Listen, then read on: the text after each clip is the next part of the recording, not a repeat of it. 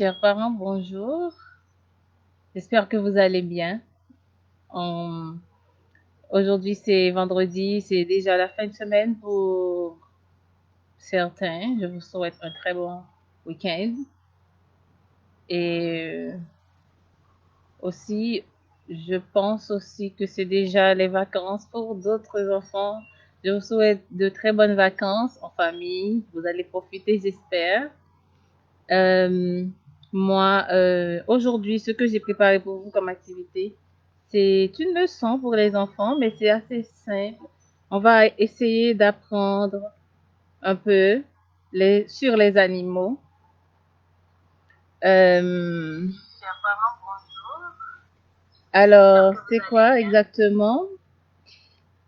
On va parler des escargots aujourd'hui. Le livre, c'est Les animaux des champs pour les enfants, pour les faire connaître aux enfants. L'imagerie animale, voilà. Donc, on va étudier les escargots. Les plus grands, ils savent déjà peut-être, et les plus petits qui vont encore apprendre. Les escargots.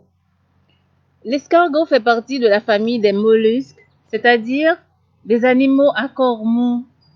Il est protégé par une coquille solide, au fond de laquelle il se réfugie dès qu'il sent le moindre danger. L'escargot est guidé dans ses déplacements par ses antennes très sensibles, qui lui signalent la proximité des obstacles. On ne sait pas si les yeux situés au bout des tentacules lui permettent de voir, car les escargots sans yeux se comportent de la même façon que les autres. Il a un odorat assez développé. L'escargot pond des œufs. C'est le mode de reproduction pour les escargots. L'escargot est hermaphrodite. Ce mot compliqué veut dire qu'il est mâle et femelle à la fois. Mais pour avoir des petits, il faut deux escargots, les enfants. Après l'accouplement, l'escargot pond des œufs par le trou situé derrière ses cornes. Vous pouvez voir ici, je ne sais pas si l'image est assez grande pour vous, donc c'est un peu ça. Il les dépose dans le sol au fond d'un petit creux, puis les protège en rebouchant le trou avec de la terre. 3 semaines après environ, deux petits escargots revêtus d'une coquille toute mince sortent et partent à la recherche de leur nourriture. Et comment l'escargot se nourrit? Bien, l'escargot aime surtout les herbes et les feuilles. Il adore la salade et se régale dans les jardins. C'est au printemps qu'il mange le plus.